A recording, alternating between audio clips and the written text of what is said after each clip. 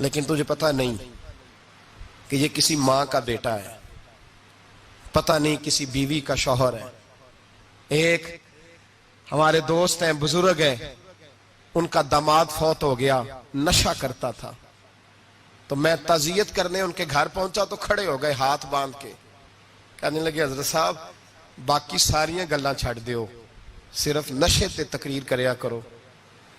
وہ جب جیتا تھا تو تب بھی اس کے بچے یتیم ہی تھے، یتیم ہی تھے۔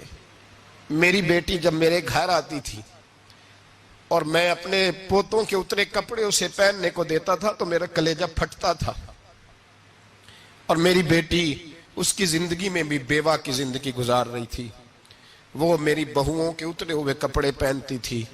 کوئی دعا کرو، کوئی جلسے کرو، یہ لت ختم ہو جائے۔ اور کہنے لگا اب میرے وہ چلا تو گیا ہے، دادا دادی اس کے پہلے کوئی نہیں، چچا ہے کوئی نہیں، جب تک تو میں زندہ ہوں ان نواسوں کو کوئی روٹی کا لقمہ، کوئی کپڑا مل جائے گا، لیکن سوچتا ہوں میں بوڑھا ہوں، مر گیا تو ان کو کوئی پوچھے گا بھی نہیں، کون ان کی خبر۔ اتنا ظلم اس قوم سے، اتنی زیادتی۔ اور آرام سے لکھ کر لوگ گزر گئے کہ یہ 70 لاکھ ہے، ان کا درد تو سمجھو، تکلیف تو سمجھو۔ 7 فٹ کا سونا جوان اور نشے کا عادی ہے تو کسی نالی میں پڑا ہوا ہے۔ اور میں نے کہا اس قوم کے ساتھ اس سے بڑا بھیانک مذاق کیا ہوگا۔ کوئی دانشور تھا بڑا ظالم، اس ظالم سے کوئی مشورہ لینے آیا، اس نے آ کے کہا تو بڑا ظالم ہے، بڑے کڑوے مشورے دیتا ہے، میرا ایک دشمن ہے، میں اس سے بدلہ لینا چاہتا ہوں، میرا دل کرتا ہے اس کا بچہ قتل کر دوں تاکہ وہ تڑپے۔ تو ظالم نے کہا اسے قتل نہ کر، وہ تو اس کا باپ 2-4 مہینے رو کے چپ کر جائے گا، پھر میں سخت سزا دینا چاہتا ہوں، مشورہ دے۔ تو اس نے کہا اس کے بچے کو نشے پہ لگا دے، جس کا بچہ نشہ کرے گا وہ باپ روز مرے گا، روز جیے گا، وہ ماں روز مرے جیے گی، نشے پہ لگا دے۔ اس قوم کے ساتھ سب سے بڑا ظلم یہ ہوا کہ ملت کا جوان نشے پہ لگ گیا، ڈرگز پہ لگ گیا، اتنے تباہ حالات ہوئے کہ جوان چڑھتی جوانیاں، اماں نے کتاب دے کے بھیجا تھا اور کالج سے واپس آئے تو نشے کے ٹیکے ہاتھوں میں پکڑے ہوئے، ٹیکے۔ اور آپ کے اس ملک کے اسلام آباد میں ایک دن میڈیا نے وہ خبر بھی وائرل کی اور وہ چیز بھی دکھائی لوگوں کو، 3 مہینے کا بچہ لے کے نشئی سڑک پہ آ گیا، اس نے کہا میرا نشہ ختم ہو گیا، میرا بچہ خرید لو، 2 پڑیاں دے دو۔ تو وہاں بیبیاں جو سن رہی تھیں وہ بھی چیخے مار کے رو رہی تھیں۔ یہ ظلم کیا اس قوم کے ساتھ، اور کرپشن کی لعنت نے اجازت دی سپلائی کرنے والوں کو کہ گلی گلی بیچے، گلی گلی۔ انہوں نے کچھ تھوڑا ظلم نہیں کیا ان حکمرانوں نے، اور ہماری اپوزیشن اس کو نہ صرف اتنا پتا ہے کہ یہ جائیں اور ہم آئیں، اس سے زیادہ کوئی غرض نہیں۔ بھائی کرپشن کے خلاف نکلے ہو تم، نشے کے خلاف کس دن نکلو گے؟ جوئے کے خلاف کس دن؟ قوم تو مر رہی ہے نشے سے، اس کے خلاف میدان میں کب آؤ گے؟ صرف اتنا ہے کہ یہ جائیں اور ہماری باری آئے، اس سے زیادہ کچھ نہیں۔ جتنے مجرم وہ ہیں اتنے ہی تم بنتے جا رہے ہو، اس لیے کہ اصل بات پر نہ وہ آتے ہیں اور نہ اصل بات پر یہ آتے۔ بھائیو، میرے نبی پاک صلی اللہ تعالی علیہ وسلم۔ اور ایک اور تماشا ہے، یہ میرے پہ اللہ کا یہ احسان رہا، اس لیے نہیں کہ میں پرہیزگار آدمی ہوں، نیک ہوں، اس لیے نہیں، ویسے ہی اللہ بعض اوقات اسباب بناتا ہے، سبب بناتا ہے۔ مجھے نہ شراب کے رنگ کا پتہ ہے، نہ اس کی خوشبو کا پتہ ہے، نہ میں نے کبھی زندگی میں دیکھی ہے۔ یہ کرم ہے میرے حضرت صاحب کا، میں نے نہیں دیکھی، مجھے نہیں پتا کیسی ہوتی ہے، کچھ باتیں میں نے سنی ہیں۔ ایک محفل میں بیٹھا تھا مجلس میں، تو ایک شخص نے کہا کھانسی نہیں جاتی بچے کی، دوسرا اس کو مشورہ دے رہا ہے، کھانسی نہیں جاتی، بڑی دوائی دیسی بھی فلاں بھی بڑی کھائی، مشورہ دیا اس کو کہ تو اس طرح کر، اس کو نا شراب کے 2-4 چمچے پلاؤ، کہتے ہیں جی اس کو نا یہ پلاؤ تو صحیح ہو جائے گی۔ تو میں نے پلٹ کے اس کی طرف دیکھا، میں نے کہا کوئی عقل کر، کیا مشورہ کرنا؟ مولانا میرا تجربہ ہے۔ میں نے کہا تیرا تجربہ افضل ہے یا رسول اللہ کا فرمان زیادہ افضل ہے؟ تیرا تجربہ افضل ہے۔ حضرت ام سلمہ رضی اللہ تعالیٰ عنہ کہتی ہے میں نے عرض کی یا رسول اللہ صلی اللہ علیہ وسلم، میری بچی بڑی بیمار ہے، تو مجھے کسی نے کہا ہے یہ تھوڑی سی نشے والی چیز ہے، یہ بنا کے تیار کر کے دو، صحیح ہو جائے گی، بیمار ہے بچی تو یہ نشے والی چیز ہے، اس کو تیار کر کے دو، تھوڑا نشہ ہے۔ اگرچہ بعض، میں نے شروع میں کہا، بعض لوگ مریض کو، سخت مریض کو ایسی ادویات جو مجبوری بن جائے اس کی گنجائش اور اجازت دیتے ہیں. محتاط علماء تو اس میں بھی بہت ساری چیزیں پہلے بیان کرتے ہیں، لیکن اس نے کہا جی میرا نشہ دینا ہے شفا کے لیے. تو حضرت ام سلمہ کہتی ہے میرے نبی پاک نے میری طرف دیکھا، میری طرف. تو میں نے کہا یا رسول اللہ آپ کیا فرمانا چاہ رہے ہیں؟ تو نبی پاک نے فرمایا ام سلمہ کبھی ناپاک چیز میں بھی شفا ہوئی ہے، کبھی ناپاک چیز میں بھی، کبھی شراب اور خمر میں بھی شفا ہو سکتی ہے. شفا رب کریم نے رکھی ہے پر شہد کے اندر رکھی ہوئی ہے، شفا اللہ نے رکھی ہے قرآن مجید میں رکھی ہوئی ہے. تو اس میں بھی کبھی یہ حضور نے بیان کیا ہے کہ اس کے اندر شفا ہو سکتی. تو امت کتنی دلیری کرتی ہے جو یہ مشورے دیتی ہے کہ اس کے اندر نشہ ہے، شراب ہے، تو کھانسی چلی جائے گی تو فلانی بیماری چلی جائے گی. نہ آؤ ان چیزوں پہ، نہ اپنے ایمان کو خرابی دو، اور نہ ایسی باتیں کرو جس سے کہ ڈائریکٹ رسول اللہ صلی اللہ علیہ وسلم کے واضح ارشادات کی مخالفت ہو. میرے نبی پاک صلی اللہ علیہ وسلم نے فرمایا. اور پھر کچھ لوگ کہتے ہیں تھوڑی پی ہے جی. اب تو میں تجزیے میں پڑھ رہا تھا کہ ایسی شراب ایجاد ہو گئی ہے، لوگ شراب پیتے ہیں اور وہ مست بھی رہتے ہیں، کار بھی چلاتے رہتے ہیں، کہتے ہیں جی نہیں ہمارا ذہن معاف نہیں ہوا تو یہ والی صحیح ہے، نشہ نہیں لاتی. میرے نبی پاک صلی اللہ علیہ وسلم نے فرمایا جس چیز کی تھوڑی مقدار، زیادہ مقدار حرام ہے اس چیز کی تھوڑی مقدار بھی حرام ہے. جس کی زیادہ مقدار حرام ہے اس کی تھوڑی بھی. تو خمر اور شراب اگر فل پینا جائز نہیں تو تھوڑی پینا بھی جائز. یہ حرام ہے اور حرام تھی اور قیامت تک حرام ہی رہے گی. میرے نبی پاک صلی اللہ علیہ وسلم نے منع کیا اور حضور نے اظہار ناپسندیدگی فرمایا. فرمایا 40 دن تو عبادت ہی قبول نہیں ہوتی شراب پینے والے جب تک سچی توبہ نہ کرے. ایک دن صحابہ بیٹھے تھے سارے، حضرت ابو بکر صدیق بھی تھے، فاروق اعظم بھی تھے، عثمان غنی بھی تھے، ڈھیر ساری تعداد تھی صحابہ کی، سارے تشریف فرما تھے.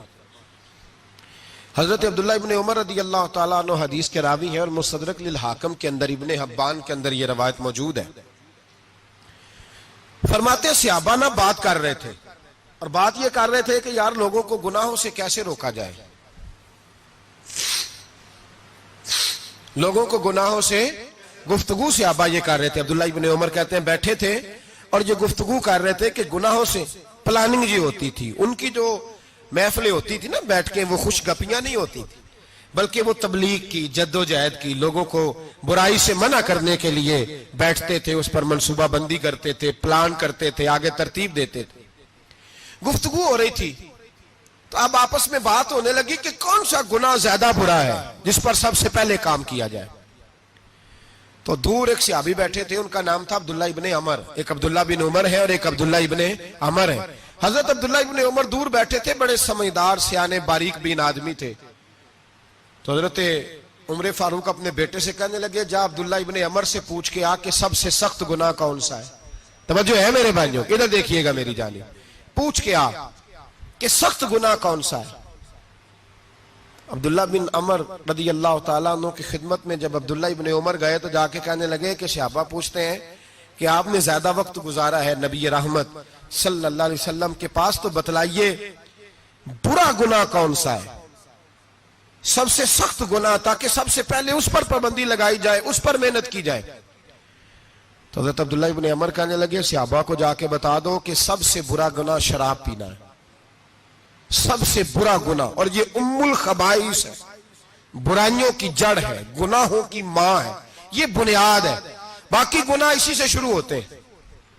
کہتے ہیں میں نے آ کے بتایا تو حضرت ابو بکر صدیق رضی اللہ تعالیٰ عنہ سیدنا فاروق اعظم کہنے لگے خود جاتے ہیں، ان کے پاس خود جاتے ہیں، چونکہ ہم نے بات سننی ہے ہم خود جاتے ہیں اور ان سے جا کر کے سوال کرتے ہیں کہ اگر آپ کو اس تفصیل کا پتہ ہے نا تو اس کے پیچھے بھی کوئی تفصیل ہوگی جو میرے نبی پاک نے بیان کی ہوگی صلی اللہ تعالی علیہ وسلم. اس تفصیل کا بھی آپ کو پتہ ہوگا جو نبی پاک نے بیان کی ہوگی، اس بات کے پیچھے جو بیک گراؤنڈ ہے، جو پس منظر ہے. فرماتے ہیں کہ ہم اٹھے، عبداللہ ابن عمر کے پاس گئے، ان سے جا کے پوچھا کہ جناب آپ نے یہ تو فرمایا ہے شراب ام الخبائث ہے، تو اس کے پیچھے پس منظر کیا ہے؟ تو عبداللہ ابن عمر کہنے لگے یہ میں نے اپنے پاس سے نہیں کہا، یہ میں نے نبی پاک سے سنا ہوا ہے. حضور سید عالم صلی اللہ علیہ وسلم بیٹھے تھے تو حضور نے فرمایا شراب یہ نشہ یہ برائیوں کی ماں ہے. اور پھر حضور نے ایک مثال بیان فرمائی. نبی رحمت علیہ السلام نے فرمایا بنی اسرائیل کا ایک واقعہ ہے. ایک خوبصورت جوان تھا تو ایک عورت کا دل آ گیا اس پر. یہ یاد رکھ لیں, ہم لڑکوں کو منع کرتے رہتے ہیں لیکن ہمیں گھر کی بچیوں پر بھی توجہ دینی ہوگی, ہمیں ان کے فون پر بھی نگرانی کرنی ہوگی, ہمیں وہاں بھی غور کرنا ہوگا. اس لیے کہ اگر کوئی بچی گنجائش نہ دے تو میرا خیال ہے کہ لڑکا جرت کرنے کی طاقت نہیں رکھتا. تو وہاں بھی ان کی اماں سے کہے کہ پابندی لگائے, بچی کسی کا موبائل لے کر کے کہیں اس کو استعمال تو نہیں کر رہی, اس پودے پر بھی توجہ دے, درخت بننے سے پہلے اس کی بھی نگرانی کریں, یہ بھی بڑا ضروری کام ہے. عورت کا دل آ گیا تو نبی پاک علیہ الصلوۃ والسلام فرماتے اس نے کوئی بہانہ لگایا, کسی کو کہا کہ اس نوجوان کو بلا کے لاؤ, اس کو کہو کہ ہم نے کوئی گواہی لینی ہے تجھ سے. وہ نوجوان آیا, ایک کمرے میں داخل ہوا تو اگلے کمرے میں لے گئے, وہاں داخل ہوا تو اس سے اگلے کمرے میں لے گئی, وہ داخل ہوا تو اسی طرح 7 مکفل کمروں میں لے گئی. میرے کریم رسول میرے محبوب پاک علیہ السلام فرماتے ہیں, صحابہ کو سمجھا رہے ہیں میٹھے لب و لہجے میں, فرماتے ہیں جب سب سے پچھلے کمرے میں لے گئی تو ایک لڑکا بندھا ہوا تھا وہاں رسیوں سے, شراب کا پیالہ پڑا ہوا تھا. اور بی بی کہنے لگی کوئی گواہی شواہی نہیں لینی, تجھے اس لیے بلایا ہے کہ تیرے اوپر دل آ گیا ہے, اب میرے ساتھ منہ کالا کر. تو وہ جوان کہنے لگا نہیں, میں نے اپنے نفس کو پاک رکھا ہوا ہے, میری نظر بھی پاک ہے, دل بھی پاک ہے, اور اس کی برکت یہ ہے کہ رب نے میری روح کو بھی پاک رکھا ہوا ہے, تو میں یہ حرکت نہیں کر سکتا. پاک لوگ پلید کاموں کی جانب توجہ نہیں کرتے, میں یہ حرکت نہیں کر سکتا. اقبال نے اپنے بیٹے کو دعا دی تھی, اس نے کہا تھا حیا باقی نہیں ہے زمانے کی آنکھ میں, خدا کرے کہ رہے تیری جوانی بے داغ, خدا کرے کہ رہے تیری جوانی بے داغ. کہا میرے ساتھ منہ کالا کر, اس نے کہا میں نہیں کرتا. کہنے لگی چل پھر اس کو قتل کر, اس کو میں نے باندھا ہوا. اس نے کہا میں قتل کیوں کروں, میری کیا دشمنی ہے.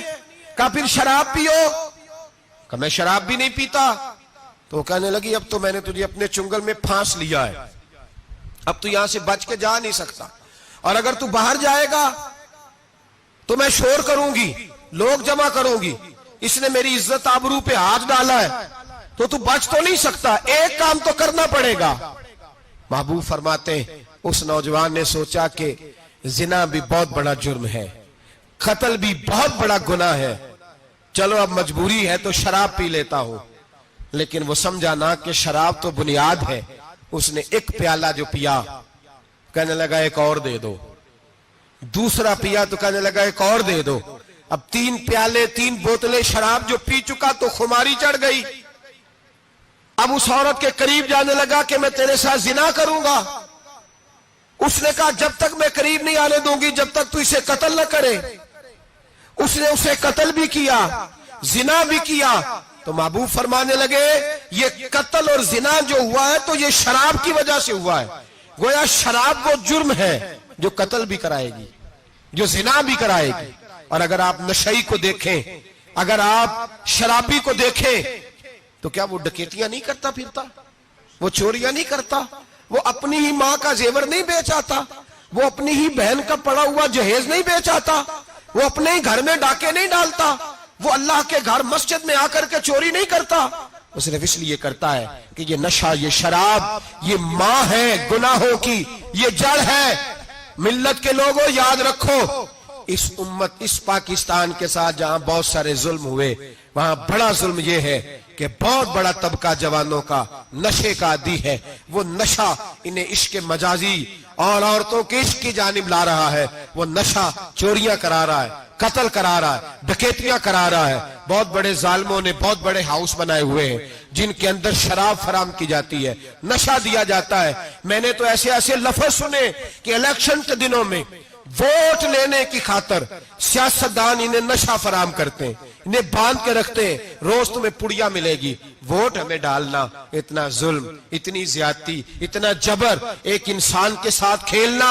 لوٹ آؤ, پکڑو ان کا دامن, اپنے گھروں کو بچاؤ, اپنے دوستوں کو بچاؤ. جاگو جاگو امت کے لوگوں جاگو. میرے نبی پاک صلی اللہ علیہ وسلم کے کلمہ گو لوگوں کو بچاؤ. ان پر اگر سختی کرنی پڑتی ہے تو کرو, پیار کرنا پڑتا ہے تو کرو, محنت کرو, جدوجہد کرو.